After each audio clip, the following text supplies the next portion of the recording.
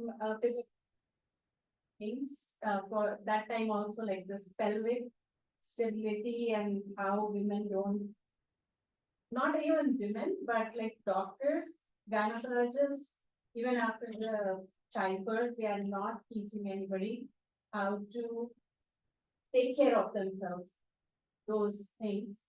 So she also touched upon it. I think now it is more becoming more common knowledge. People are talking about it. So really grateful about it.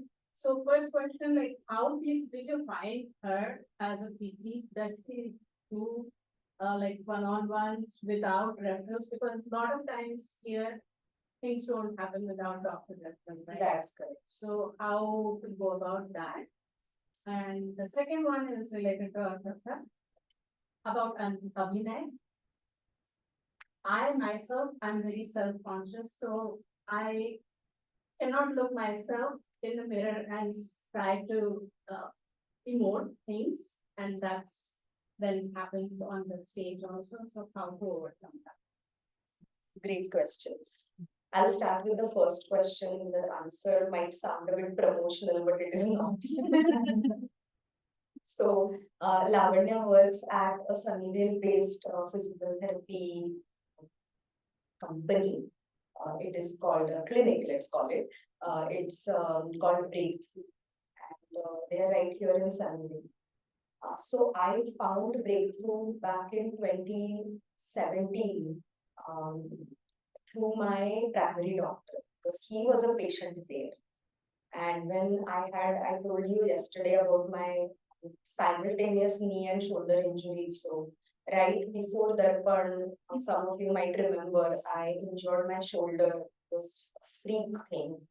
And because I was not able to even move my hand an inch, of course it got better by the time the show came up. But for the show, I presented a 10-minute Tatkar piece, which was again a collab with tabla player Tanmay. So we chose a few forms from tabla, Peshkar, Kaida, Rela, Chalan, and presented all that through Tatkar, because Tatkar was the only thing that I was able to do at that time. Moving hand was out of question. So we invited Tejaswini that time from India, and then presented small duet in the hospital. Even in that duet, I was just brilliant, and all the time. What ended up happening was that my body was overcompensating all the time, and right after the performance, my right knee just gave up. And that's where my introduction with Breakthrough happened. But earlier, my PT was a lady named Sarah, and she treated me for a while. Then she went back to school, and I was handed over to Lavanya, because by that time I had also formed a good rapport with the Breakthrough owner. He said, yes, we have this PT who is an Indian dancer. He didn't know much about it. So that's how I was handed over to Lavanya. In between, when Lavanya was in some, like visa issues, I was also handed over to another PT over there called Niyati, who had nothing to do with dance. But from this journey, what I found out was that if you share your set of activities, or what you are planning to, what you want to get out of your body, what kind of fitness, if you share that with your PT, then no matter what she does, they will be able to treat you. With Lavanya, the only advantage that I have is that she knows entire Kathak vocabulary, and so I don't have to tell her so much. Like I don't have to spend time explaining things. If I say chakkar, she'll only ask me which side, and she knows what happens. So that's somebody's phone is getting connected with the speakers. Turn your phone off. Okay. So yeah. So that's pretty much it. So according to me, I think any good PT will treat you very well. You just have to be open enough to walk them through it. Second question. Oh, it's still giving up on this. My phone Anjali, here. can you turn off the Bluetooth? I did. You did. And the other phone, class phone. Kasla? That's not. Oh, that's not. Yeah. Okay. All right. So the second question was about Abhinay, right? I think this answer will help everybody who is at beginner level and intermediate level. So typically in Kathak or rather in any classical dance form, Abhinay training as such starts only after first about 6 years of training, which means in the end of the third year syllabus, your first real Abhinay piece will be introduced. And until then, you'll be just doing small pieces like stutis and vandanas and stuff like that. Still giving. What else could be on? There are only a few people who connect their phone.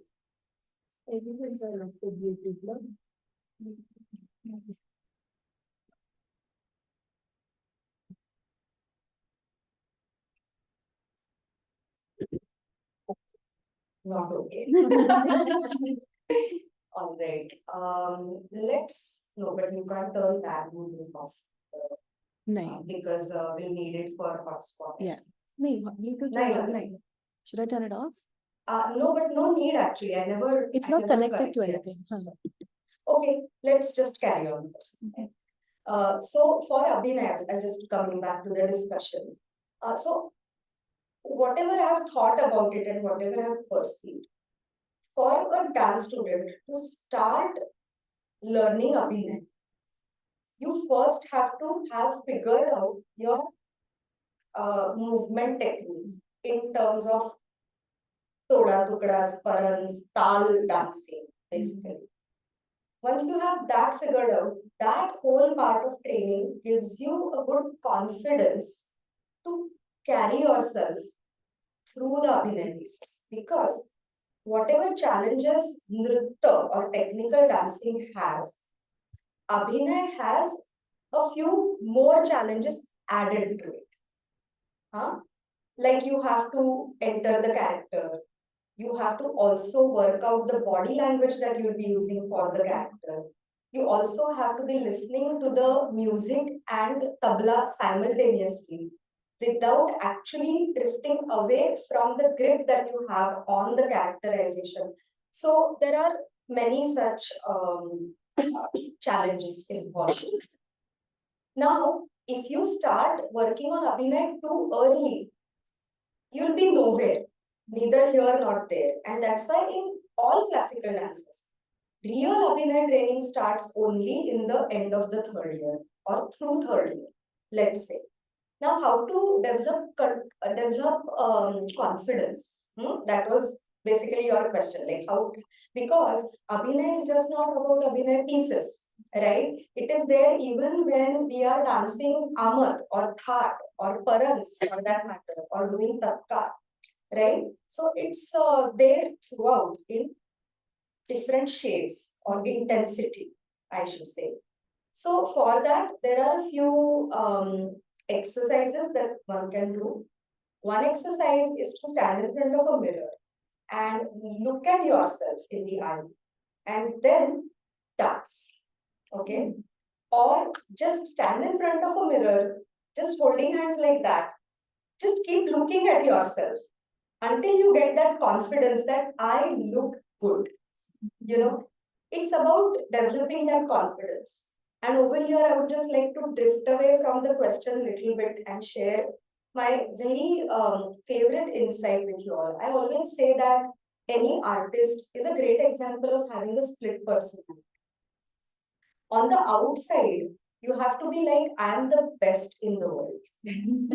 Literally. And on the inside, you have to be extremely cautious about not making mistakes, about if the stamina is wearing out, about how are you going to travel on stage, listening to the music carefully, and also reminding yourself of the common mistakes that you do through the piece. So you are able to avoid doing that. So all this makes up the internal mindset of the artist, what goes on inside when I'm performing. But on the outside, it's literally like I have figured it all out. So this duality is a part of being an artist. It is a part and parcel of that. And as you go through the training, you develop it, by watching your seniors, by watching your guru, by watching good artists online or in person. You develop that kind of a skill, I should say. It is a skill. It's not just mindset. It is a skill.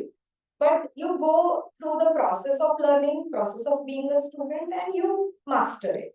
Okay, and that's how you are amazed at even senior students, who are quite ahead of you in terms of training. You're amazed at how they are at ease throughout the piece. So basically, leave aside accomplished artists. You are also amazed at your seniors. So that is the outcome of being into training for a longer time. So that gives you those tools as well as that confidence and that that mindset. So the first tool that I gave you was standing in front of a mirror. But then I'll take you back to last summer when we did Abhinay Improvs, and that helped everybody a great deal. You might not be using them every single class, but you at least got an insight about how to forget who you are, how to step out of your own body and mind and try to be somebody else, or with reference to some exercises, be something else as well, right? So we did that. So that is another way to shed off all the inhibitions and just get free in your mind and body. So you are able to portray any character with equal ease and confidence. Again, I'm using the word confidence again and again because it is confidence that makes the learning easy.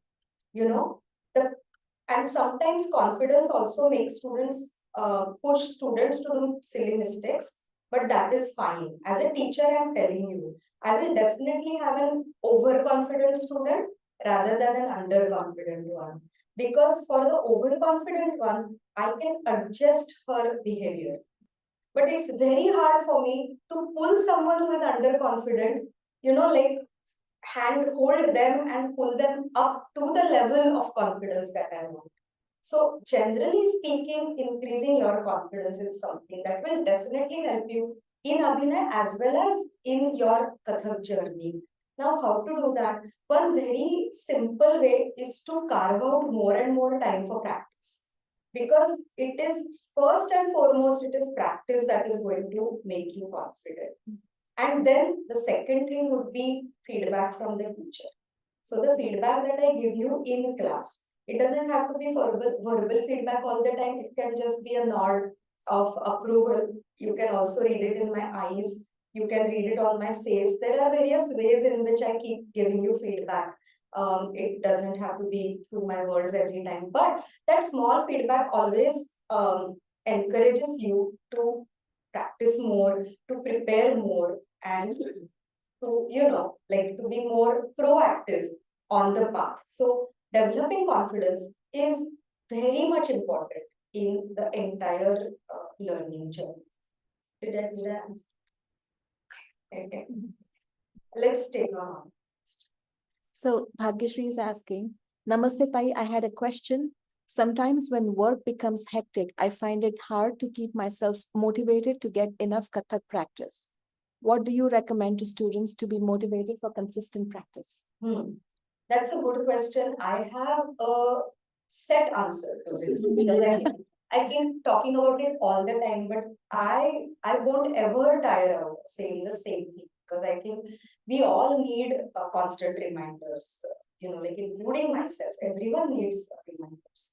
So all of you all are working professionals. Everybody has work to do, families to look after, homes to manage, and on top of it, you have added this big chunk of learning Kathak to your list, and you all are so passionate about it.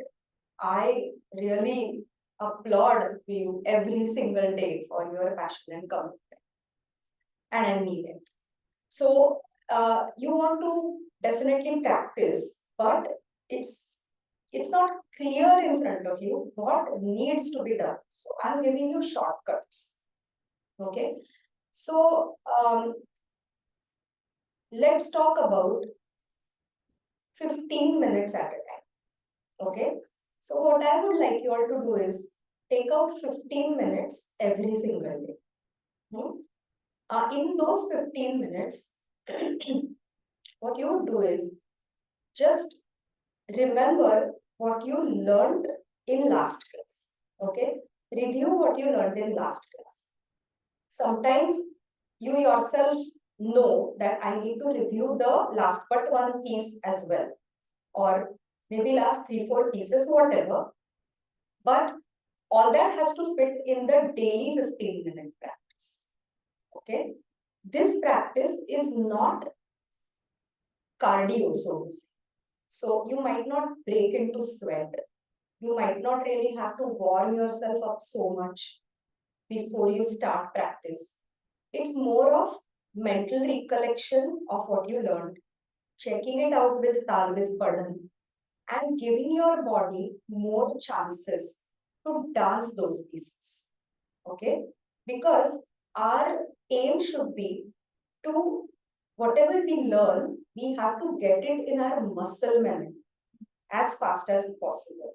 Because when it goes in your muscle memory, it lets you master the piece in different other ways, several different ways, like expression, body posturing, some fine tuning that needs to be done, like alignment, looks, holding the head, using the eyes, different things. Those are all very small pieces of the puzzle. What is the biggest piece is practicing the piece more times through the week so it goes in your muscle memory. Okay. And trust me, for that, you will not need more than 15 minutes every day. Now, my advice, carve out those 15 minutes even before going to bed. You know, because here we are not really talking about stomping the feet hard or, you know, creating a nuisance for us. We are just talking about mental recollection and its physical execution.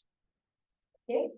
So that becomes our daily routine for 15 minutes. If you have more time, you can review more pieces, right? It's totally up to you. I don't have to spell it out for you. This is just a pointer. Next, twice a week, try to carve out 1 hour. Okay. Or you could also carve out 1 hour during the week, just once. Okay. You could also split it in two sessions of 30 minutes, you know, but I don't want it to be as short as 15 minutes because 15 minutes is not enough for us to exhaust ourselves. Our real challenge lies in what happens after we are exhausted, you know, and that is when brain stops working. You stop recollecting what you think, what you're sure you know, but only because you're exhausted, it stops coming to you. So maybe once a week, take out 1 hour in whichever way you want. That will be aside from the 15-minute session. And over the weekend, give yourself a longer session. And if possible, do it in a collaborative way. You know, find a dance buddy, find your batchmates to dance with, because you can go longer if you're collaborating with someone. If you have 2-3 people dancing together, there is you exhaust. You can go longer, okay, with each other's help and support.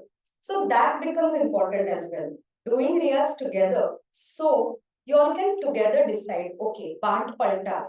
So normally we do band paltas every palta for two repetitions, 2 hour turns. Let's do every palta 5 times. You know, then that becomes a challenge, not just on your body, but also on your mind, because your mind has to sustain that one palta going on for that long. And that is when you start keeping track of how is my foot sound, Is my sound strong enough? Am I standing well? Is my core involved? Am I tapping my feet the way I'm expected to do? All those technical things which help you master the piece will start only when you start practicing for a longer duration.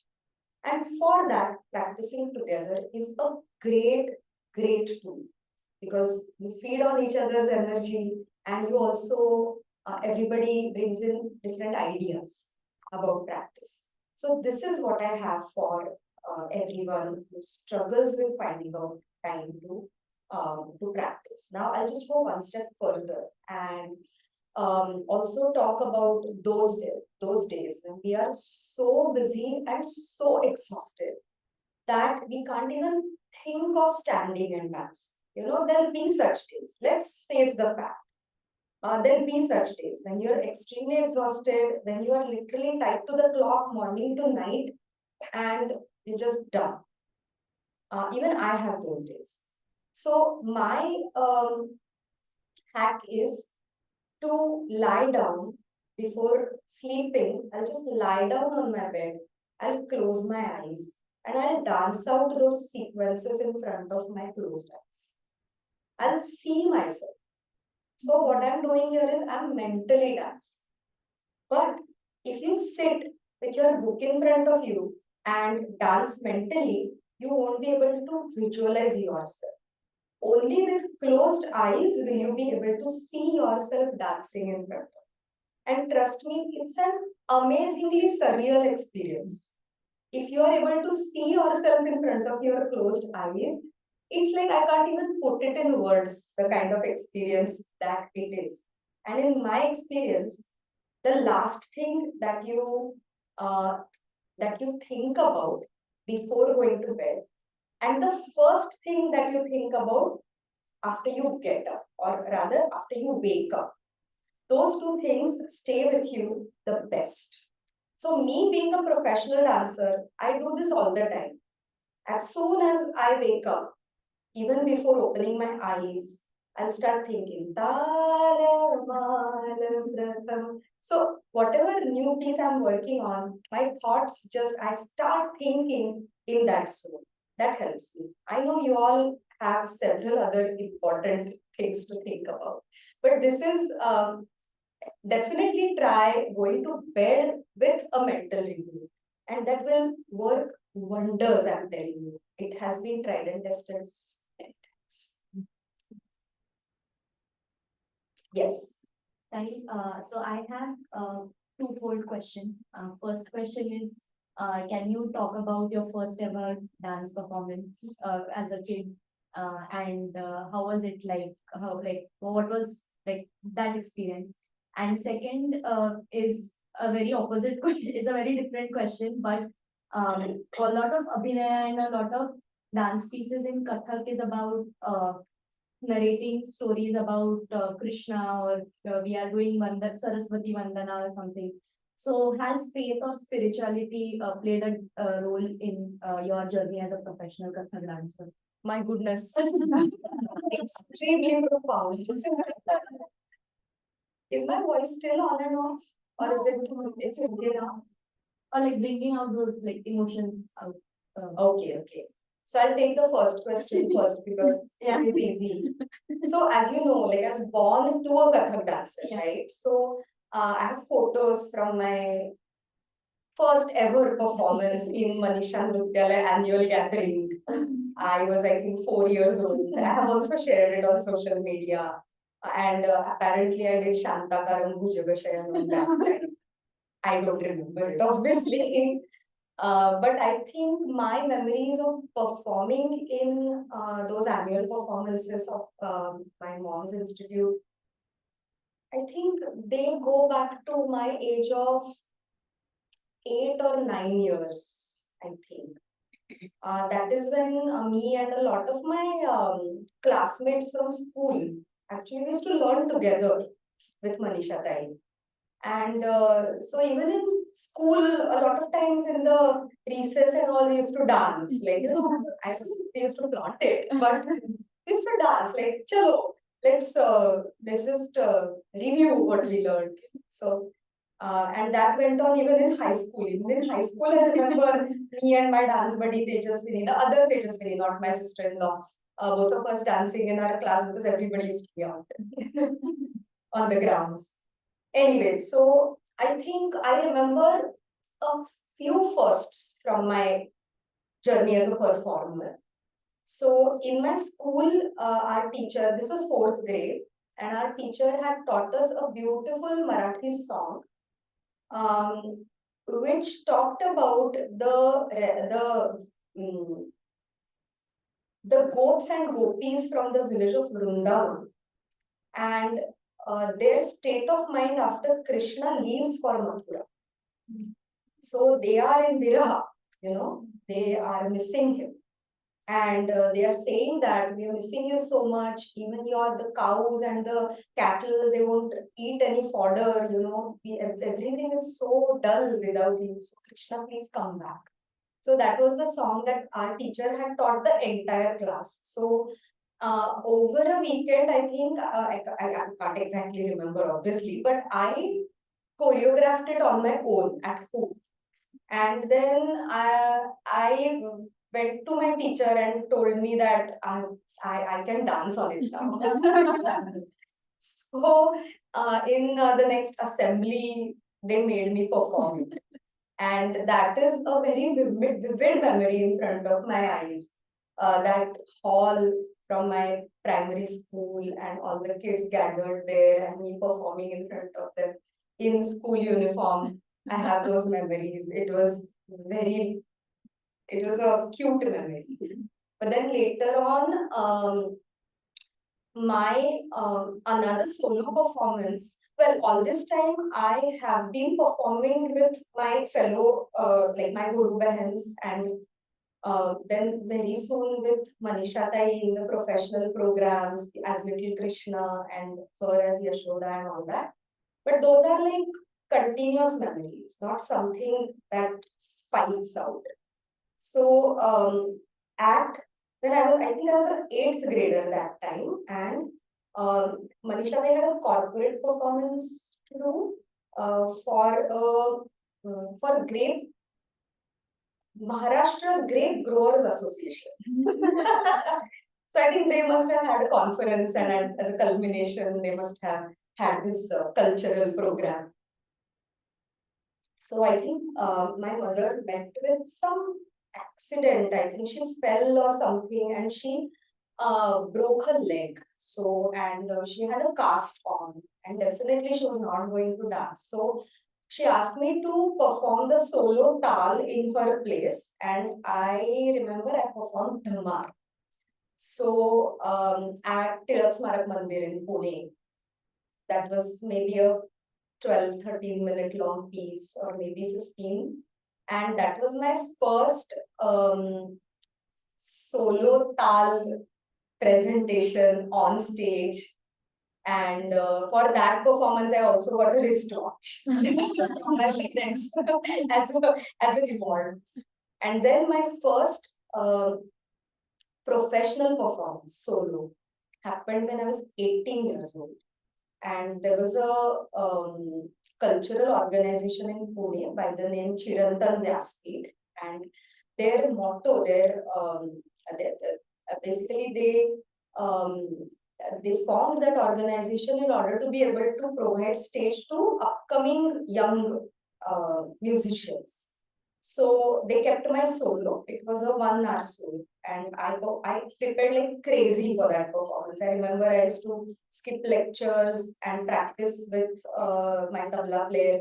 Oh, coincidentally, just yesterday, that tabla player about which I'm talking now, he happened to be in the Bay Area, and I brought him to the studio. His name is Arvind Kumar Azad. He is from Banaras, and he had just made his move to Pune. And he was a maybe 23, 24-year-old young fellow at that time. I was 18, and we practiced like crazy together. And we continued to perform together until I left India to move here. So we were just reminiscing the entire journey yesterday, sitting here in the inside room. We were chatting and doing padhant together. It was such a lovely time that we spent, and also recollecting all those times.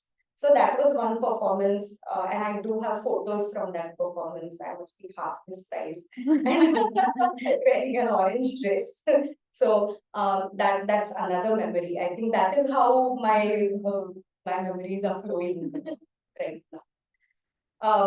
I'll come to your second question. That is a very touchy topic actually. So needless to say that Indian classical dance and Hinduism goes hand in hand, because that is how the art form was actually evolved. It evolved in the courts of temples, not just Kathak, but all Indian dances have an affiliation with temples. So, storytelling, mythological storytelling, was a big part of performances, especially in the earlier days when technique always evolves later. You know, storytelling is always the pran or the atma of an Indian classical dance. So it's easy to guess how closely bonded are Hinduism and Kathak or dance. In the meantime, when Kathak sought refuge in the courts of Mughal kings, right? That era, which is called Mughal period in the history of Kathak. So even in those times, the entire Abhinay display was about romance and romanticism between Radha and Krishna. And I think that is how Kathak dancers kept themselves from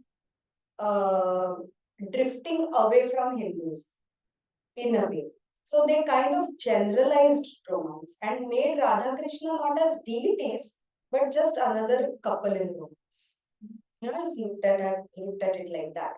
Of course, having said all this, in the Lucknow court, from Birju Maharajji's tradition, in the Lucknow court, there was a lot of dancing on ghazals. There were a lot of dance dramas being staged on various Urdu poetry, Urdu shairi. That streak has always been there, and that streak is still present. You know, it only depends on what school of Kathak you come from or what school do you affiliate with. That decides if you get early exposure to ghazals and all or not. So, us being from the Banaras tradition of Kathak, dancers from Banaras Gharana never had to drift away from Hinduism. They were always in such a setting that Hinduism was supported, and that's why we don't have that kind of vocabulary or performance pieces with us. But having said all this, I have seen right in Mumbai in late 90s, there was a Christian Bharatanatyam guru, and he was also, I think, affiliated closely with a church because he called himself Father so and so. That's how his name was always announced. So he created and choreographed Varnams, which are like the longest pieces in a Bharatanatyam performance, extremely deep in Abhinay. Varnams on the life of Jesus. So telling story of Jesus, and that was the focal point of that choreography. So such experiments have been done and will be done in future. There was this one time when I was teaching Ganesh Stuti in one class, and there was this one student who said, I can't see Ganesha in front of me.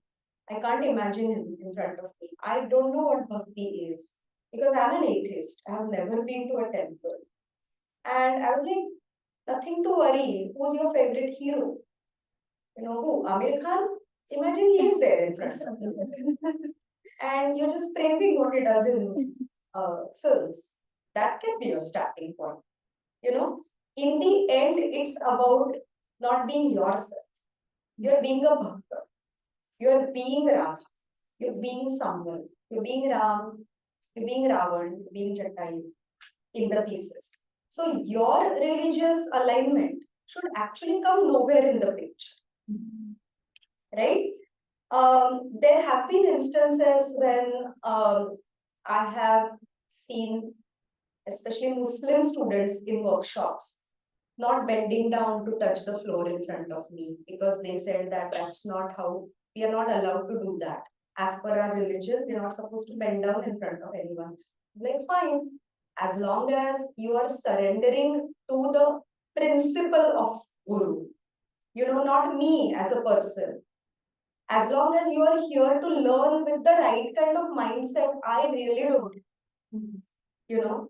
But by the end of first day, throughout the rest of the workshop, they came and did namaskar. But then I didn't point out even, like, why are you doing it now? It's okay, I understand. So I think this fluidity is there, not just around me or with me, in the entire art biradari. Okay, I can even remember Allah Khasa, Zakir Ji's father, right? Devout Muslims, devout. They always used to recite Saraswati Parans, Ganesh Parans, Krishna pieces, and especially Abbaji, Allah Khasa. He recited Saraswati poem in Zakir Ji's ear when Zakir Ji was born. Like at the time of naming ceremony, there is some ceremony where you recite something in the baby's ears. That is supposed to be one of the sanskars. So he said that I'll recite this. Now I know for a fact because I have worked with, I just know Zakir Ji personally, but I have worked with his both younger brothers, Tawfiq Ji, Fazil Ji. I have worked with them. And I know how much they worship Saraswati not as a Hindu goddess, but as a goddess of wisdom and art. So this kind of fluidity has always been there in the field of art, and I hope it continues to be there. Because otherwise, the kind of world that we have around us today, it is so radical and so watertight in its thinking. There is no flexibility, there is no consideration. If that enters the field of art, it's impossible for artists to communicate or collaborate. I'm just hoping that it never comes to that.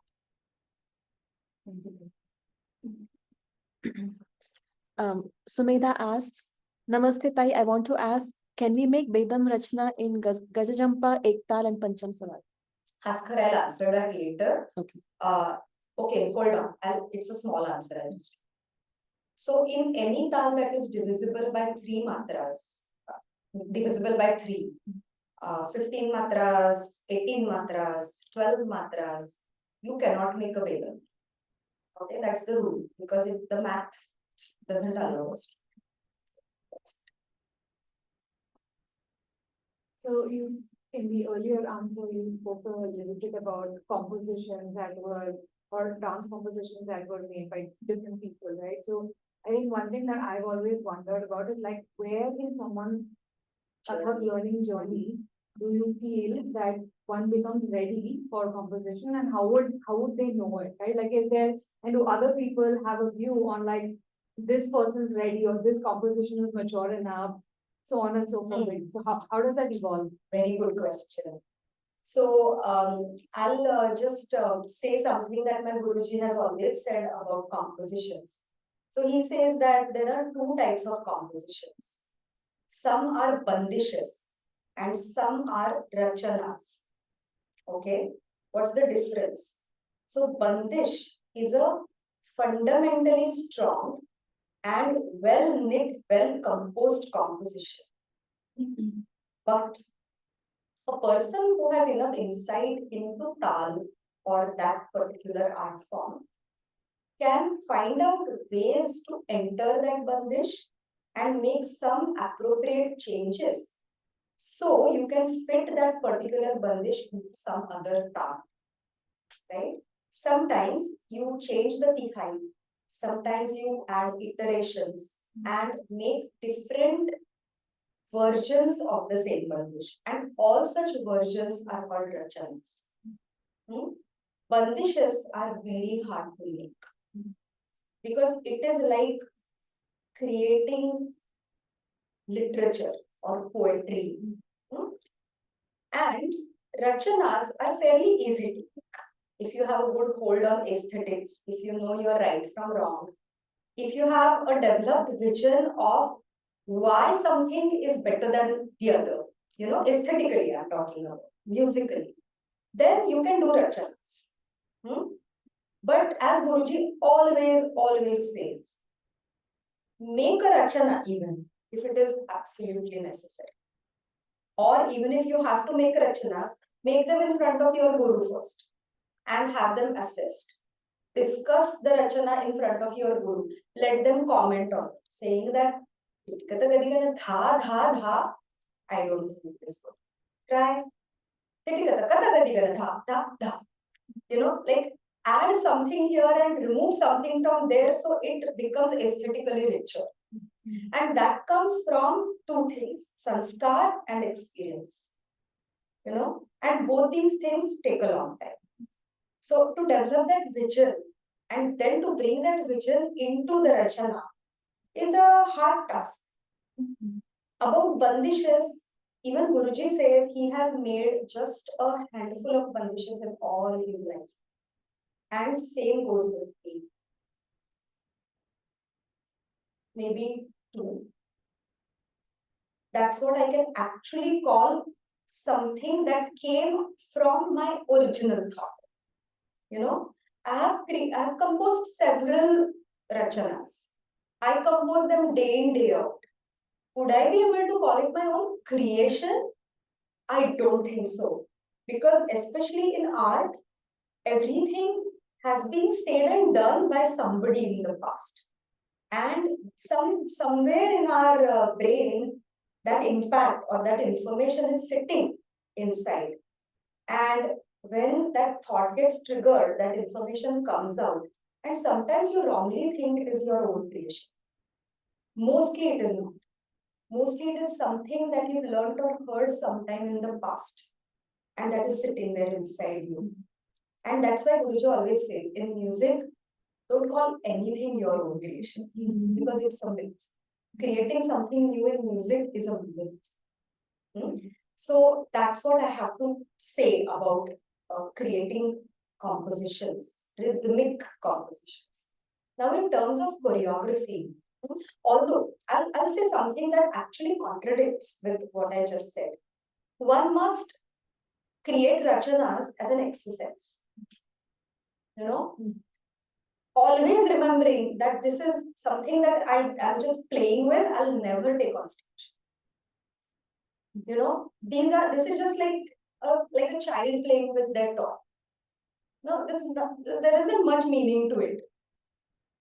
Because after every few years, you look back at your own rachana and say, oh, it might be your best at that time, but there is a lot of travel to be done further. So that's why you don't publish your attempts, but you still do those attempts. And that's why in diploma level classes, I'll give them a phrase and I'll say, build a tikkai around it and bring it to class. So whoever 7, 8 students are in class will hear each one's tikkais, will comment on it. I'll tell them why do I think this is good, or why do I think there is scope for improvement. There'll be that kind of a discussion. Mainly your vision for good, aesthetically rich bandishes develops from the bandishes that you learn. And that's why it is good to be, it matters to be in the hands of a good guru who has had good training. So, it's literally like good genes being passed on to the next generation. Sometimes it's not in your hands, but if it is, then you are very lucky, So, you should compose rachanas or just play with the math, play with dha-dha-dhas, play with thai on your own, just as a mental exercise For example, if you're learning Trital for first 4 years and then you start learning Jhaptal. So think, how can you convert a piece from Trital, a tihai from Trital to Jhaptal? So you're typically playing with the math and not at all with the aesthetic. Aesthetic is a heavy dog, and what we present on stage has to be aesthetically good, not just good math. And that's why gurus dissuade their students from creating something every now and then. In terms of choreography, again, I would say play with movements, at home. Like whatever you learn in class, don't think that it is restricted to those toda. Even if you are hearing a Bollywood song, it has interludes, like, right? It has music sitting between stanzas. What does that inspire you to do? How does it inspire you to move? You should try your hand at it. Don't ever think that this is Kathak. I won't transpose it on Bollywood music. You are not supposed to perform it. Nobody is stopping you from experimenting. Because when you're experimenting with rhythm, music, and lyrics. And all three factors are present in Kathak in a different way, right? So experimenting with anything, like for example, let's assume you hear a flamenco beat. Are you able to apply any of your hastaks there? Are you able to dance your todas there? That will start you thinking about the lyrics, about the tempos. Because every music has a different tempo. What can you relate from what you've learned? What do you relate with it? Tihais have a different tempo.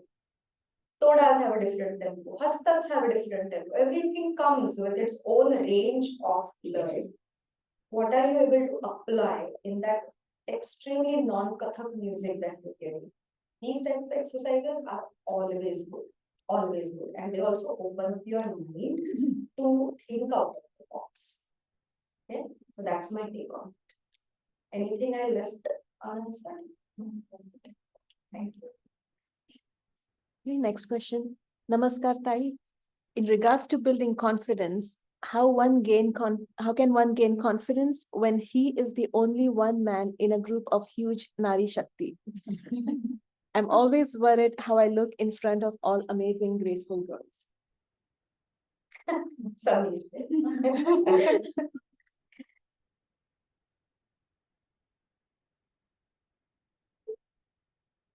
I was talking about duality earlier. How you have to be super confident on the outside and extremely cautious on the inside. In the same way, in class, there is a duality in play. On one side, you have to be connected with your teacher or guru in such a way that you start thinking, I'm the only one present in front of them. In this whole studio, I'm the only one standing in front of her, and she's teaching me one. This is how one part of that duality has to be. What does it give you? It gives you 100% attention, and it gives you 100% output. When you think you are the only one in class, standing in front of your guru, you won't depend on your guru bahan's put sound to support. You won't depend on the cues that you get from the corner of your eyes, from the people dancing around to support you. So you think you are the only student in front of the guru, so nothing else matters. But on the other hand, you have a rapport with your fellow dancers, so you are feeding each other energy. You are helping each other navigate through the class. And you are creating a synergy that gives your guru more joy and more satisfaction in teaching. Okay? If a guru is teaching a bunch of students, they never like the students to be like individual islands. They want all students to be like an integrated group. They want all students to be linked with each other in whatever way. So everybody benefits from what I'm teaching. Now it has to be a good combination of this and that. So I'll say when you're practicing, be just by yourself. And when you're learning, be a group. So when you're practicing, you're so focused, doesn't matter who is around you, doesn't matter. I'll only see my guru in front of me, I'll only hear music like that Arjun and wo Panchi ki aankh. But now this was like a more of a philosophical answer, I think. But his question is very practical. We'll be here in 3 months to dance in that part. I think it's not at all about gender. It's only about your state of mind as a student. I mean, there are very few times do I make adjustments depending on the gender. Very few, like sometimes men look a bit awkward in some stances. The stances are feminine, so I tell him, stand like this, put your feet like this, like that. Otherwise, it's all about human bodies for me. I make adjustments according to each one's form, physical form. I'll say your hands are short, push them out more. I'll say you're tall, look down more, don't look up so much. Or while turning, I'll say your body is heavy, put more energy right in the beginning of the chakkar, so you are able to pull through it. That doesn't have to do with if you are a boy. So I think gender neutrality begins right here. You are a student. You are not a man or woman in front of. Period. Yes. Going back to the previous question of bandage creation, with artificial intelligence changing so many industries around, do you see that we'll have more bandages created with the help of AI? That's one knowledge. And second question, let's say bandages are created through AI or through humans, how do they actually get shared between different people? That's a very good question. In fact, why I laughed was because just yesterday I was so close to posting an Insta story. And I'm going to do it in a couple of days. Actually, I was just waiting for the lecture series coverage to get over. But I wanted to post, people, don't feed good thihais to AI. I'm warning you.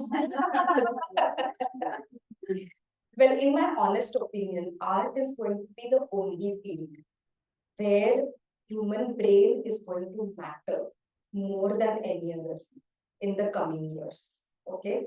Where we are already on the brim of a lot of fields being taken over by AI, and the whole world is kind of trying to realign with AI being in the picture. The threat, I think, to art is going to be the last. I can't see it's never going to be there. There will be a time when AI will start creating bandages for you. But the aesthetic richness that we want out of those bandages, that is very hard to attain for AI.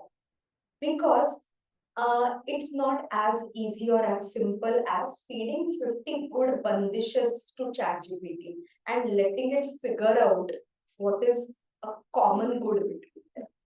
Because every bandish has a different good.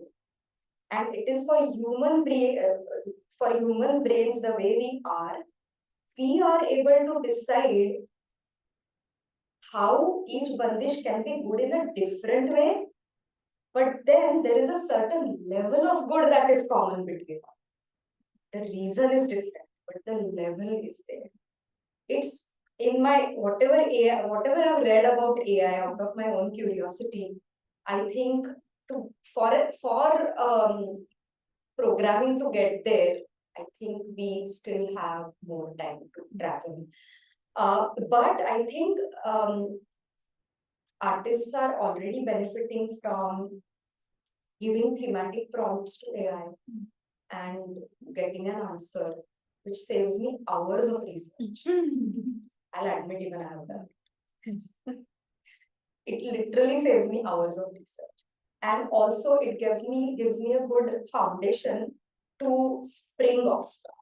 You know, like if I have already 10 points in front of me from AI, I can easily, you know, sift through them and say, okay, I need this, I don't need this, I don't need this. I need something which is more exciting. So for my brain, I think I can put my brain to a better work with AI in picture, right? But in terms of bandishes, it's very hard. That's why I'm like, don't feed bandishes to AI.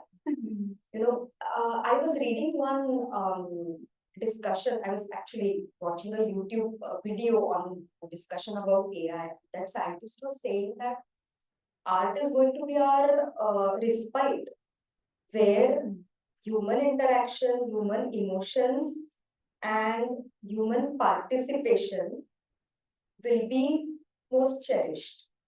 With everything around us taken over by AI, we want to be somewhere where there is a human connection. Very soon it's going to come to that you want to be with someone who can give you personal input or personal feedback. It's for us to see, I think, in the coming years. And the second, but Huh. how are they shared? Like any new bandishes, Hmm. how do they actually get shared between different people? Sometimes they get shared in a very limited way, and sometimes it's for public. So now this is like very in-house answer. If anybody asks me this question on Instagram, I won't use these exact words. But the gist is that there is a lot of gharana or school or guru specific knowledge in our field of art. And not everything is for sharing with everyone. So if I'm teaching workshops, I will select the content that has a good balance of specific gharanedar content along with some generic content. And I'm giving it out because once I teach something in workshops, I don't have any control. It can just propagate, and I have to be okay with if I'm teaching it to common public. So there are some pieces, some bandishes, some traditional inheritance that you pass on only to your own dedicated students, only at a certain period of time in their journey. Okay, which doesn't come as curricular learning. It comes as advanced learning. Because they are like traditional jewelry inherited from 3-4 generations ago. You don't wear them every day. You wear them only on special occasions. So it is like that. So today what you get to see is a good balance between this. From all gurus who are teaching workshops commonly or sharing content on Instagram, there are also some gurus who are giving away bandishes for everybody to choreograph. But that's only like just a few that are not very common. And also I don't know how much it benefits in terms of creating good art. I don't know, because whoever hears that bandish translates it in their own ways, creates something at their individual level. How much it lasts or how much impact will it make on art in general, it is very debatable. As I learned with my both gurus, visual aesthetic, auditory aesthetic of bandishes is of a great importance, and also poetic or literary aesthetic. So I learned to decipher bandishes in all those ways. And then whatever the understanding was, I learned to translate it in movement. So for example, so if this is the phrase that my Guruji teaches me, there are different understandings that I'm deriving from. So my first understanding is that kran is the most sharpest point in this phrase that I'm.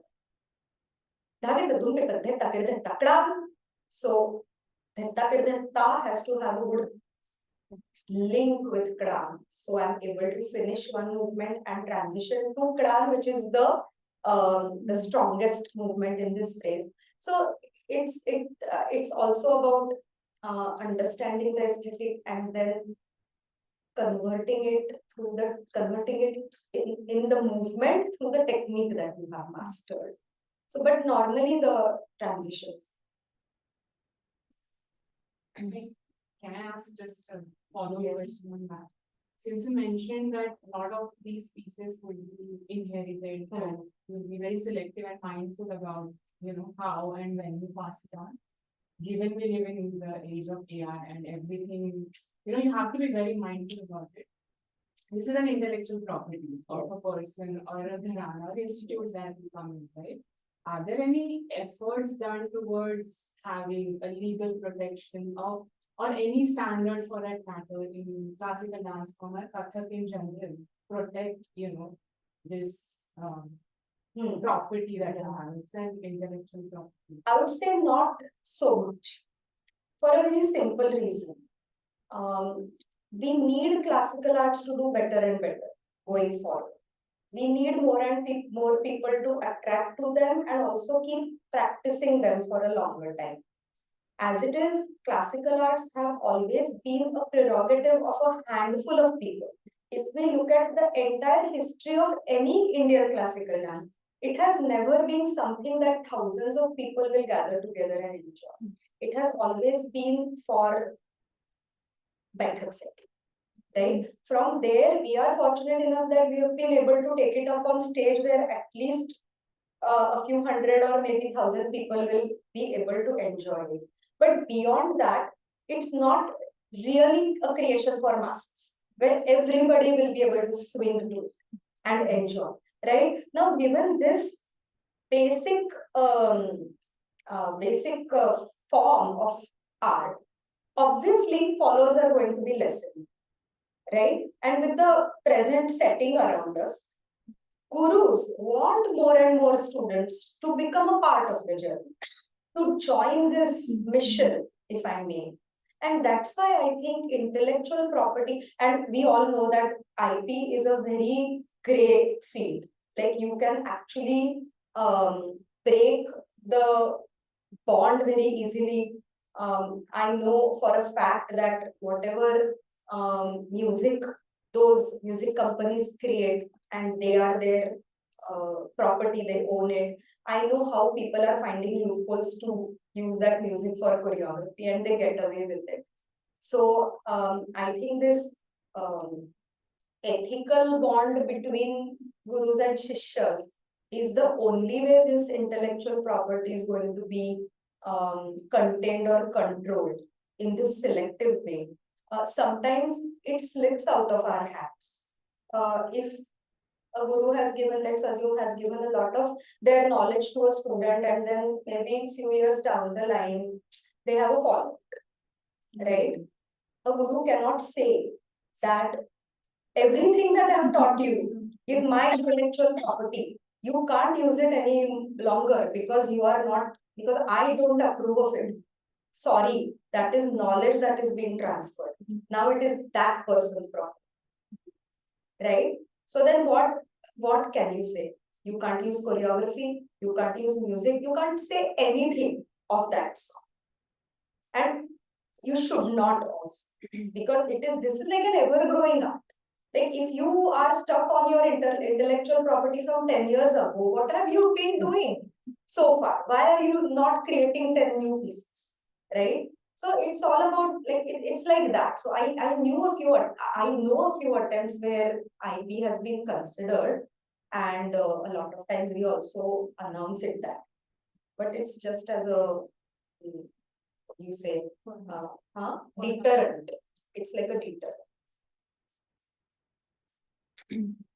Namaste Tai, I have a few questions. Can you give us some tips to improve Abhinay in Nritya part? Abhinay which can help bring out the compositions structure of the bandish. And there's a second. Who's asking this? I think Mayuri. Okay, I think I answered it in detail in the first. And I think you answered second one also. Mhm. Many times I've seen you giving advice based on the body frame of the student, example, shorter, taller student. Any tips on assessing our own movements with this perspective? Just listen to your guru. Take your guru very seriously. You need a pair of eyes in front of you. And well, at a point down the line, you can be that your own, you can assess your own movements, but that takes a long time. Even in my today's stage, I ask either Manisha Tai to sit in front. I send videos to my Guruji if I could compose any new bandishes, or if they are not available, will among the Guru Bahans that we are, we'll just ask each other to assist us. So even today I say this, that even I need a pair of eyes in front. Sometimes I make my senior students sit in front, like watch and tell me, because I know like they have they have developed that kind of insight. But at a initial stage, it's impossible to assess your own movements. All you have to do is just remember your guru's words, and they should ring in your ears when you practice at home. Huh? Push your hand up, meaning you will remember it for the rest of your life. Push your hand up, period.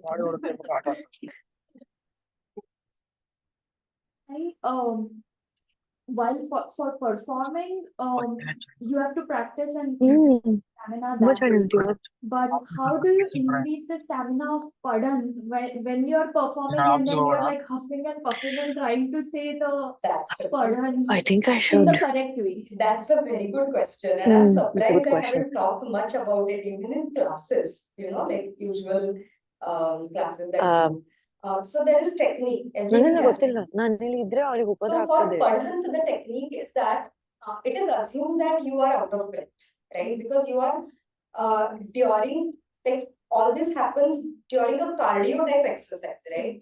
So your heart rate is extremely high and you are huffing and puffing, as you said. So the breathing technique is that first, the way I teach you bandishes, I always tell you this is the place to breathe, right? Take a breath here, here, and here. And that is extremely important in bandishes.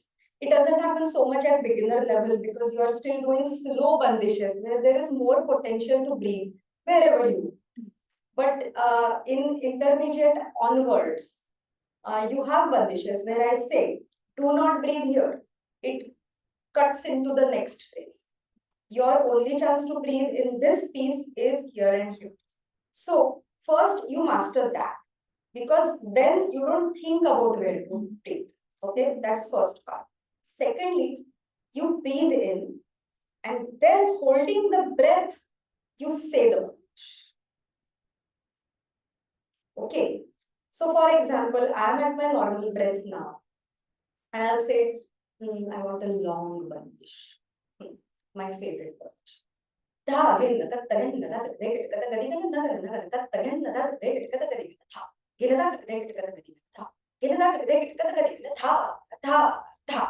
Okay, this goes 3 times back to back, so it really becomes challenging to do Padhant, but I'm using it as an example.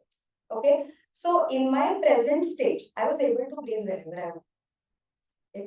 But I have to practice it in that physical state where I'm already out of breath, to figure out where exactly I'm going out of breath, where actually in that, if I'm put on spot where I need to breathe. And also work on saying, holding the breath longer, so you are able to go on longer beyond. Okay, so if let's assume my heartbeat is at 150 right now. So the way I'll do it is, I'll take a deep breath in, and then I'll go.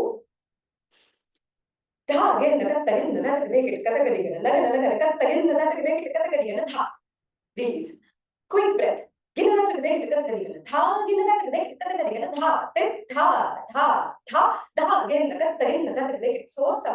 a lot of times you depend on those shallow breaths that you take with your mouth. You never have a chance to breathe with your nose during Padhant. And that is mainly because you're huffing. Okay? And that is how the skill has to be developed. You cannot sit at home on your bed, aram se doing expecting for the padhan to get better. You actually have to run, you have to dance for half an hour and then in between practice padhan. That's how it is.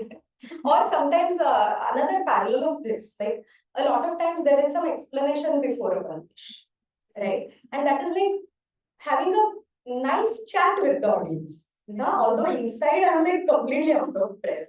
So even they're like completely like in that one moment you have to switch the mode and you have to get into that mode where you know you're controlling the breath and it's a very precious commodity, right? So use it mindfully so you don't run out of breath unintentionally. Also, mic technique.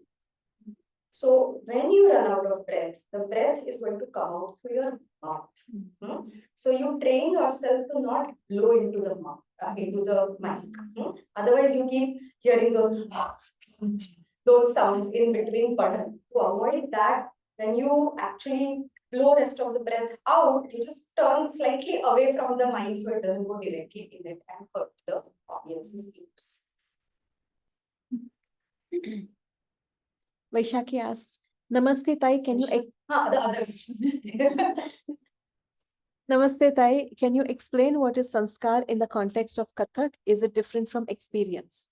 Oh yes. What a wonderful question. Okay, I'll take it now, but I would have really loved to close the discussion with this. I think sanskar means, well, a very bad synonym for sanskar can be conditioning. But although it has some, negative connotation. But sanskar is a kind of condition. But it's only to elevate you. That's the difference. So you are conditioned to think a certain way. You are conditioned to act a certain way. Dress up a certain way. Sit and get up and wander about in a certain way. And that only happens from sehvas. Sehvas leads to sanskar. Whose sehvas? Guru's sehvas, primarily. And then the clan. Okay. Sehvas is, in English, company. Right? So, a lot of times what happens is, artists in the making, young artists or devoted students of art, people say, oh, you stand out, you walk differently, you hold your back differently, you look differently, you use your eyes differently. So, let's accept that on this journey as Kathak students, we are going to be molded into different types of individuals than we were before. Okay, this is a fact. This is going to happen in spite of if you want it or not. And trust me, this happens in every art form. It also happens to painters, trust me. Like we always say, oh, painters now they'll dress up in a certain way. They'll carry that Shabnam bag. And they'll kind of look lost. They'll be looking at something, thinking about something else. I'm just kind of, I know this is cliched, but I'm just trying to draw parallels. So every art form, the pursuit of art form is going to lead you somewhere where you would not have reached otherwise. Okay, in simple words. Now, this on one side. This is also a part of sanskar. But on the other side, common behavior in special context of events and occasions pertaining to that art form, like gatherings like this, or any guest artist visiting us, or our Param Gurus visiting us, my dancer friends visiting us. There are so many times when we come across different people from similar situations, and that time we want to belong. Belonging is a very basic trait of humans. So from that perspective of belonging, I think all has begun. For example, I didn't have to tell any one of you to dress up in a certain way to be here today. right? It is assumed. What is it? Sanskar, right? Or when you stand to do padhan, you're supposed to keep your feet in a circle. You're supposed to stand in a circle. What is it? Sanskar. You'll see different variations of this or complete lack of this in other schools. That is their sanskar, right? And such sanskars exist in a household, at a school, in corporate companies, in sport complexes, everywhere. So art is not the only field which is carrying out such set of sanskars. In art, sanskar is a much deeper term. In art, sanskar means what you find right and correct and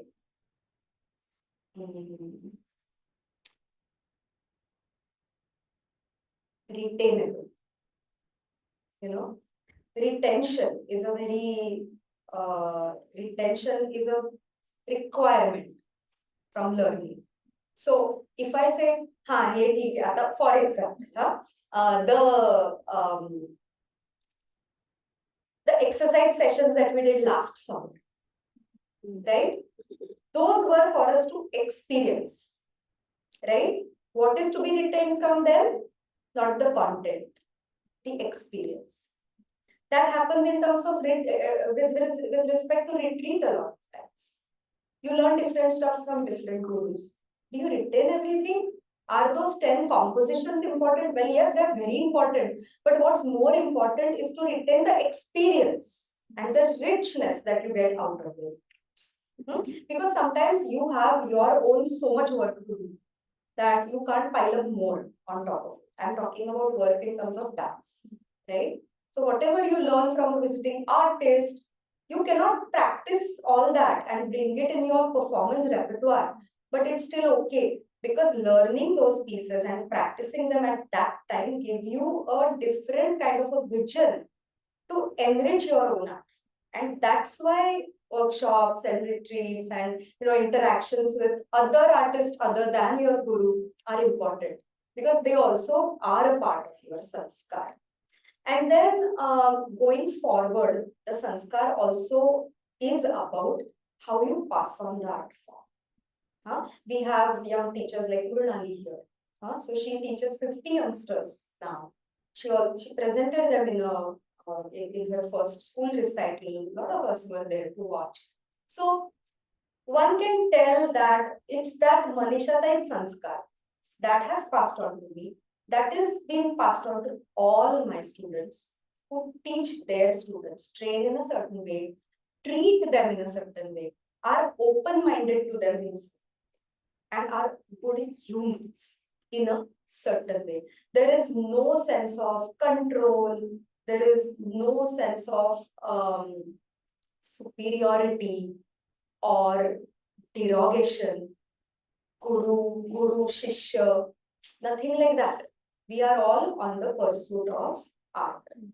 But that understanding between us, that our speed is different and where we've gotten so far is different, that creates the vibes between us, and that is sanskar, right? And because of this understanding, you just don't say, hey, Tai, how are you? But I have seen that happening in other schools. I have seen that happen in some schools. I am extremely friendly with my students, but we know our boundaries. I'm extremely open with my gurus. One guru is my own mother, but I know my boundaries with her as well. When we are discussing dance, I know my boundaries and I'll never overstep. With my Guruji, he is literally like my father. I can open my heart out and say anything to him. But when it comes to art, I know my boundaries and I will follow. All this is a part of SISK. And then certain specifications, like all the things, see, think of our parents, right? I mean, when we were growing up, they told us same thing over and over and over every single day for years. And I have done that to my son. My parents have done it to me. I have done this to my son. Like every day in the evening when he used to come home from his sport or whatever it is, हात पाय धुतले का देवाला नमस्कार केला, बत्ती लावली का मोठ्यांना नमस्कार केला, कोणी घरी आलं नमस्कार केला. You know, I'm just giving one example, but everybody does it to their kids. असं बसू नको तसं बस, हे काय कपडे घातले असं बोलायचं, नीट उभा राहा. It is endless. You know, like we all have gone through it, and as parents we carry it forward. What is that? That is our sanskar. Right? So our sanskar lies in dressing up for classes in a certain way, behaving in the class in a certain way. Have you ever seen anyone from our class crack jokes between students, like between themselves when I'm teaching something serious, or like there is a certain type of atmosphere that we maintain. That is a part of sanskar. Why is it that way? Because we want to get the maximum output from the time that we spend together. Or like the sanskar of doing namaskar, right? So a namaskar in a certain way, or a namaste in certain situations, all that has meaning. Sometimes you understand that meaning today, sometimes you understand that meaning in years to come. But some things have to be followed point blank with, like, with closed eyes and open mind. So that's all sanskar. That's where the discussion about sanskar starts. Like, are we at time? What can I ask you? We can go on for some. We have been going overtime every single day. So, yes. Came from India. You already English artists. You could have had more chances to collaborate with your peers. There, in India. You are a group, but also. Yes. So when you came to the United States, both in terms of your students as well as your peer environment, did you feel a difference? I'm sure you did. Yes. But how did you cover up? How did you pitch that? Because there you would have had the students like My senior bunch, yes. Yes. Were dedicated for the art. Yes. We are all said and done, right? Morning, we work and we Yes. So it's still like we don't give all the time to the art and the So there is a difference. So how do you cope up? This is very personal, but I'll share it. This thing, I don't want to hold it back. But when I made the move to the US, I was already teaching for a good 21 years in India. The school was very well established. There was a team of dancers who were trained with me from scratch, who had already gotten to a level where they had their individual schools already. After assisting me as junior teachers at SISK over there for a number of years, they were into individual teaching now. So I think everything happened in my life pretty early on, I would say. If I compare my milestones with someone my age in the same field, I think my milestones came very early. That was just probably luck. That's what I say about it. But then that also started burning me out. So at that time, I was so done with my body of work and my routine that was going there that I desperately wanted a change. It was getting too much for me. Like I was just literally getting into a rut, like taking out aside from family and kid, taking out time for my own riyas, preparing students for BA, MA, Visharad, Alankar exams, checking out their own choreography, checking out their students sometimes, performing with Guruji, performing with Manisha Tai, and running a dance school which had about 350, 400 students of different ages, managed by 10 staff teachers and a few trainees. So I felt that most of my day is going by in managing this institute. where is creativity in it? So that was my one complaint about it. And then all the performances that we did, it's something was going on. Like after I moved here, I started working on one project at a time, like Amir Khan. And that was such an amazing feeling. Because in India, at least for 10 years, I can definitely say a stretch of 10 years, I had never worked on just one project. There were always multiple projects. A solo preparation somewhere, a group choreography, a few exams here and there. So it was like I was getting split into so many pieces. I was done with it. And then I met Sunil. So I mean, in all fairness, he tried moving to India and working from SAP India, but it didn't work out so well for him. And then my son was extremely looking, my son from my first marriage. He was extremely looking forward to going to school here in the US. So, and I was done already. I was so done with what I was doing. I said, I need a break. I just want to run away from this and think freshly what I want in life. Where do I want to get? Because that is like a rat race. That is like, that rat on a wheel. It's like that. I don't know. I mean, today I may have had 50 high profile festival performances to my credit already. And I may have already prepared another bunch of fantastic students. But I thought it had to stop somewhere. And I needed to smell the roses. So that's why the move happened. Otherwise, we would have made it work in India, somehow. But then after I came here, I was so mindful about how I want to start my. So for 1 full year, I did nothing. I just did my own riyas and performances. Then I thought that, okay, I have got a good hang of what's around me. And now I'm ready to start. Also started getting bored. So then came the first batch. Deepa, Pradnya, Ranji, Prajakta, and Anjali, who's not in the class anymore. So that bunch. And then it all started from there slowly, but I made a lot of unusual decisions, like I will not be teaching kids. I'll not be teaching huge batches. Like 20, 25 students in a batch. I don't want to do that. So I had a list of things ready. I had a list with things in it, what I don't want. And that I think helped me start resume activities here again.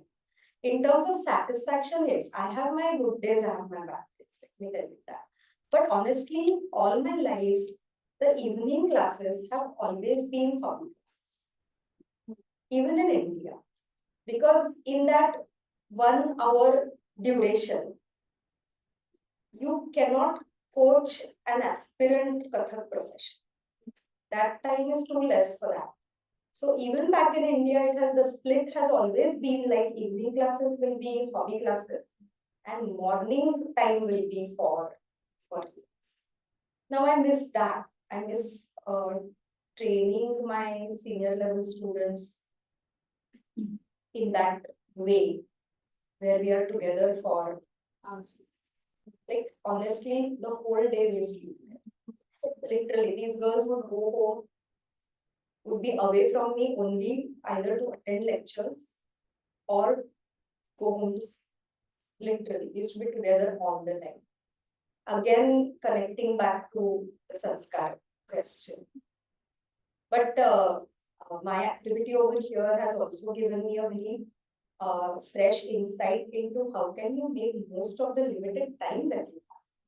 Because now I know that my students, the one thing that they don't have is time. So if I had listened to my future self saying practice, carve out 15 minutes for practice, if I had listened it, 15, 20 years ago, I would have ridiculed this. And probably in that heat of age, young age, I would have also said, don't dance. It's not for you. Yeah, I mean, it happens at that age. You think that 15 minutes, are you kidding me? Don't dance. Go play badminton. Go join a Zumba class. I mean, I'm not looking down on anything, but just giving you examples. But now I cherish it. I cherish that my students want to take out time every day to dance. And trust me, I've never been involved in my evening class students as much as I am now. Because I really value what you all do. And that's what I think, that's what gives me immense satisfaction. Immense satisfaction. There's not even a single day when I go home from class thinking whatever I do. In terms of my solo performances, dance ensemble performances, there comes a point where I start thinking, what is going on? Can this be different? But then it's like, you have to, yeah. Let's look at it. Mrunmayee asks, I have, Namaste Tai, my question is, I have heard from my friends who have been learning Kathak since very young age to practice one dance form at a time. I want to know your take on practicing Kathak while also doing semi-classical dance pieces that trend on social media. Don't. I mean, I'm not as strict about it as I used to be earlier. Earlier, I used to say, "Tangda modin." Break your leg. This is what I used to say to my students. And but now, like in changing times, I'm like, I think my age has made me more lenient, more resilient. This idea that okay, I'm like, okay. But if somebody asks me, should I do it or not, I'll say no. Because I have a couple of students who are deep into folk dancing or Bollywood dancing, and they cannot figure out the lay the way I want. They don't have a good grip over it. And that is for a simple reason. When you are dancing Bollywood or folk, you don't look at the lay from that nanosecond perspective. You don't need that kind of perfection. Or stepping, like when you're dancing like Bhangra, do you step like that or like that? Doesn't make a difference in the output, but it does for us. So just to develop that kind of a mindset, you should only pursue one dance in one lifetime. But having said that, it applies all the more as compared to folk or Bollywood. It applies all the more to other classical dance styles, which is like a real danger. If you have learned Bharatanatyam, it needs so much undoing to mold them into Kathak. Everybody knows that, right from elbows, shoulders, back, everything. Dancing, standing in Samapada, everything is so different, so different. But yeah, I mean, now even I'm figuring out newer ways to make it work because people have diverse interests. Go ahead. Like this is pretty kind of like covered a part of it in the Sanskar topic, but now that we're here, our knowledge is everywhere, but still for us, the most access is with your programs or any gurus that visit you or YouTube, basically looking at performances from gurus. But then when I'm watching YouTube videos, for instance, or in general watching any performance, what it is that you want to take out of it? Like what is the takeaway that a student should have? Whether it's not specific to the performance, but just looking at the grace or the footwork, what would your pointers to that? Like, what should be the takeaways when watching any performance? I'll answer about YouTube because that is most common, like most relatable. So I think while watching dances, and I'll also limit my answer to Kathak. Yeah. Okay. So while watching different artists on YouTube, I think there can be some generic viewing and some specific. Okay? Specific viewing in terms of the piece that you're learning in class, what the piece that is going on, you can do some specific research on it. For example, triple leap. Okay. Guru Vandana.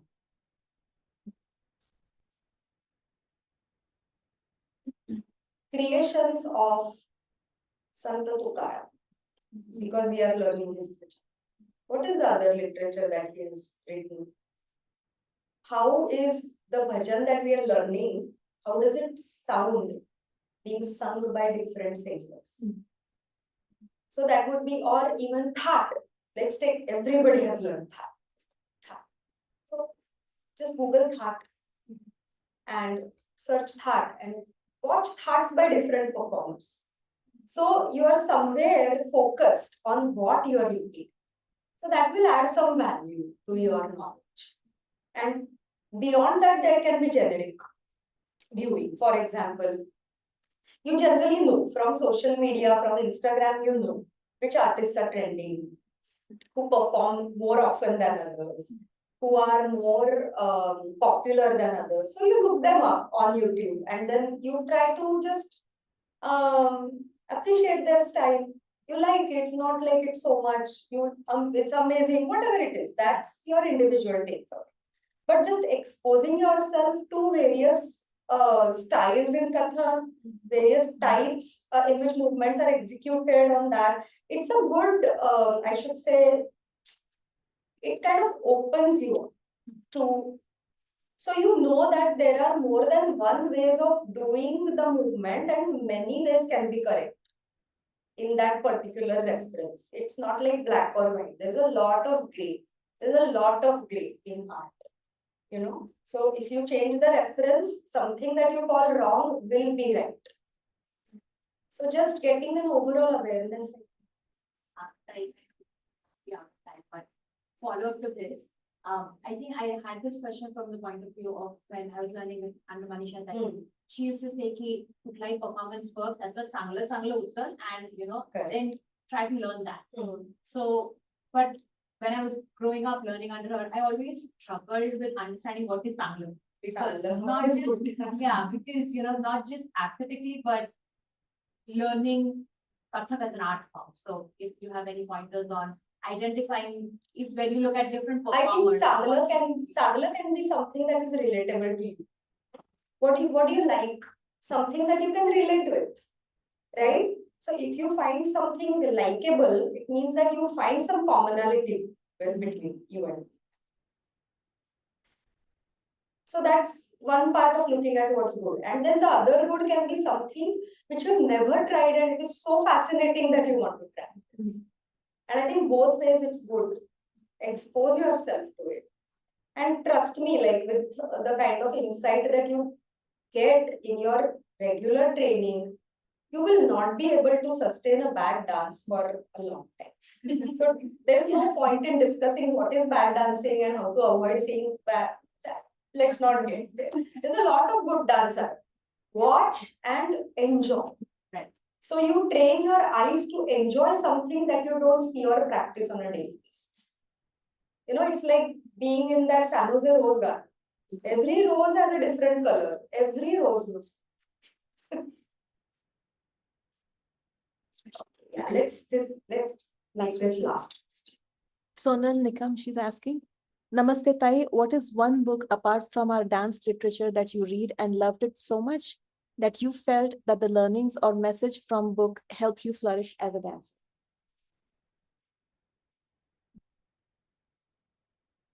Apart from dance books. Okay. I know one answer. I'm looking for the other.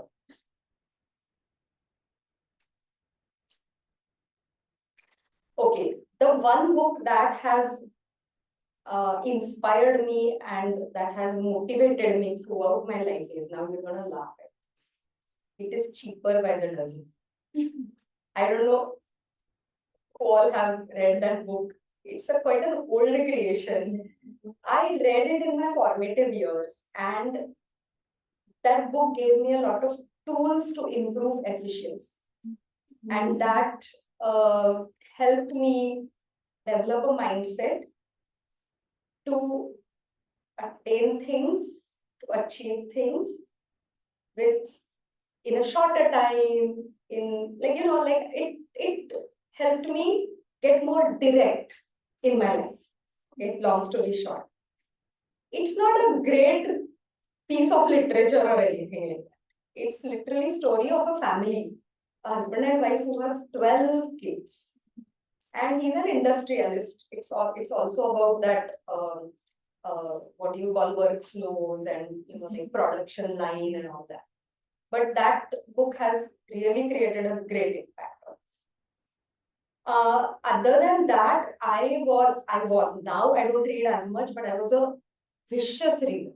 Like I have read so much, and I can't name a book which has created a certain type of impact on me. But everything that I have read has contributed something and which has stayed with me until today. A lot of times when I'm creating choreography, those visuals that are inside me from the reading that I've done in the past, they come out in very unexpected ways. They do come out. I don't know that they are sitting inside me all these years, but when that reference is there, they come out. And at that time, I know, oh, I read it in that book. And that's how I'm connecting the dots now. So I think reading books for anyone in creative fields becomes important because that teaches us to visualize things in our own way. So for that, I think for me, reading books and listening to Hindustani classical, both of them have shaped me in a wonderful way because both of them have been my avenues for visualization. And I don't read so much now. I would love to go back to reading, but I listen to music, and a lot of times I play music for inspiration to start visualizing. So that also helps. Okay. Let's. I know this is not a question, but just trying to see if you can give us a teaser what you are thinking about that from the Something on the line. It's a very half-baked right now. The picture is half-baked. But I'll be able to give you something by the end of June. Because that's my deadline. Because we are starting choreography in August. So I have to give you some study material or music or whatever it is, at least a couple of weeks before we start choreography. Right now, I'll tell you where I am in the process. I'll be very frank about it. I have student groups in front of me in a spreadsheet. And then I have a few choreography options in that spreadsheet. Right now, what I'm doing is I'm listening to that music again and again and confirming that whichever batch I have in my mind for that particular music is going to be a perfect fit. So that is my process that is going on right now. I'll come to a conclusion very soon. And right now, I'm also going through the list of pieces that I already have in front of me and deciding what more do we need to the spread, into the spread. So that becomes more entertaining, more bringing more variety and that. So it's like all cards are in front of me, and all cards are open. I'm just kind of trying to make the matches. This also gives how you come up with the plan for class. Yes, Darpan process is a very interesting topic, and from where do you start thinking about it and how do you make those matches, and it all is so interesting. Right, Brunali? Literally, when Brunali was preparing for her student recital, she used to come to me every day with a new list of tests. And every day when she went home, she was like,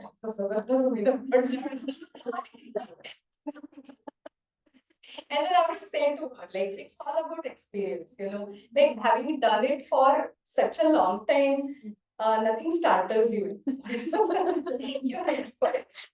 Things fall in place. That's what. All right then.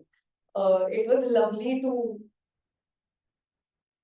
It was more of a monologue, not a conversation, but good to speak my mind out to you and hope I was able to ignite something inside you in terms of thoughts, which will hopefully convert into action.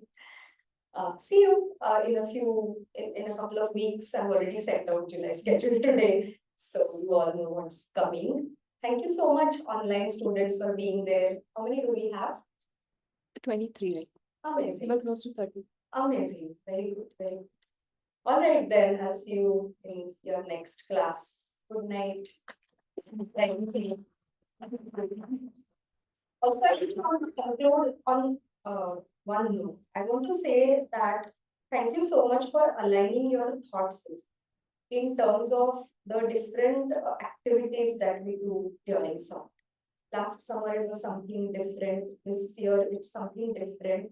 But just for me having that conviction that I know this will help the students and that's why they need to do it is one thing. But you all as adults aligning with me is another thing. And thank you for just getting on board with me and enjoying all the sessions, because resistance is not bad, but it consumes energy, right, from both sides. So if anybody had brought up this question like why are we doing it, why are we not doing regular classes, we could finish our Chakradar if we did 2 more classes, I would have explained it to you. But thank you for making it happen without having to explain anything. So that means the world too.